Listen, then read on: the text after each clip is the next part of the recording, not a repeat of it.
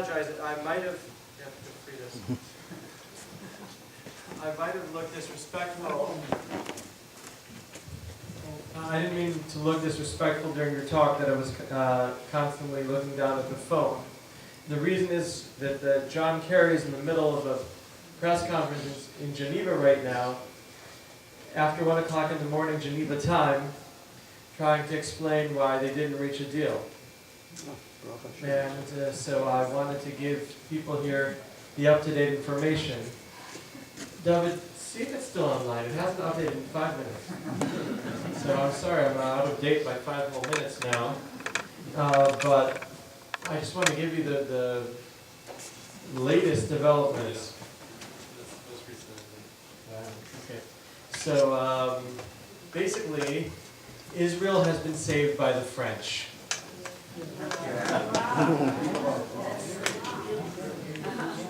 Dieu merci. Thank God. Our derriere has been saved. There were talks going on for 2 days there in Geneva, where you had the foreign ministers of Iran, European Union, United States, Russia, and France. And our friend there was Laurent Fabius. And apparently, he's been anti-Iran for a very long time. When he was Prime Minister of France, which was a while ago, he was indicted in a scandal in which France sold HIV-tainted blood to Iran.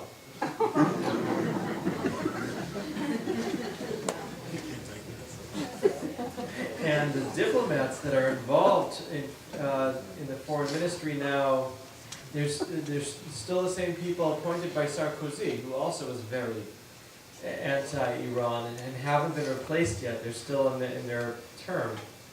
And so Fabius said today, in the last hour after the talks ended, he said to the French media that the deal must be serious and credible. Iran made progress, but not enough. And that specifically, the problem is on 2 things. Number 1 is the plutonium reactor that Lev was talking about in Iraq, ARAK. That the Iranians actually were having trouble with the reactor. And so when they were offering in these talks that they would agree that they would work on the reactor but not activate it for 6 months, they weren't offering anything because they'd already delayed when they were planning on activating it because of the technical difficulties that they were having. And once they activate it, destroying it causes huge environmental damage. And so that's why the talks now are so urgent. The other thing was that the French were saying that Iran can't keep any of the 20% enriched uranium. And the Iranians were saying, okay, we'll freeze the 20% enriched uranium. We won't make more, but we won't let you take it away. Now, the Iranians actually haven't gotten to the point where they have more uranium at 20% since last September, 13 months ago. Why? Because that was when Netanyahu drew the red line at the UN with the funny picture of the bomb, remember? It looked like it was inspired by the great Italian artist Wale Coyote.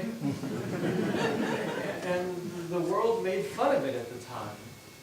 But the Iranians took it very seriously. Whenever they got to the point where they were almost crossing it, they converted some of the 20% uranium into uranium oxide that can be reconstituted into a bomb, but it's very complicated and expensive.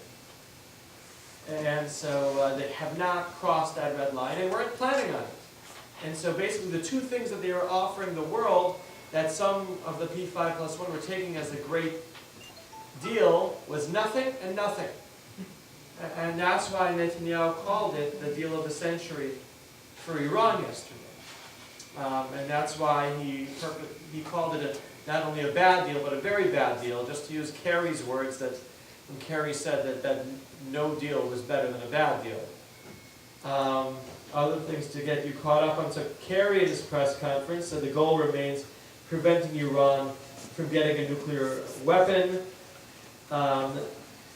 He said significant progress was made in the talks and the gaps have been narrowed. When he was asked about Israeli and Saudi opposition, and I like the fact that the questioner mentioned Israel and Saudi Arabia together, as if we're like buddies now. He said, picture Kerry saying it, like with a harumph. Every day with no deal, the enrichment continues. And at the same time, he said, we're cooperating with the French, meaning if Israel is happy with the French, they should be happy with him too. And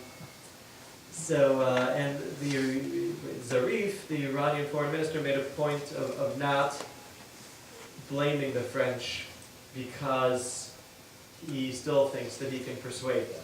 Okay, I'm going to put this down now, because if not, I'll keep on looking. And Kerry left. So as far as I know, the news of the night in Geneva is done.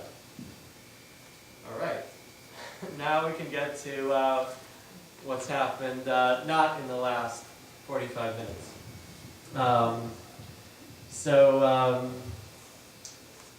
A lot is going on in this region. It's not easy for Israel being in this region. You don't have to squint if you're in the back. The yellow countries are the ones that don't like us. And there are different ways of looking at it. You can look at things from a very negative perspective, or you can look at things from a positive perspective. Thank you. Tonight we'll do both. But because most of us are Jews, we're going to start with the negative. First we kvetch, then we quell, right, Rabbi?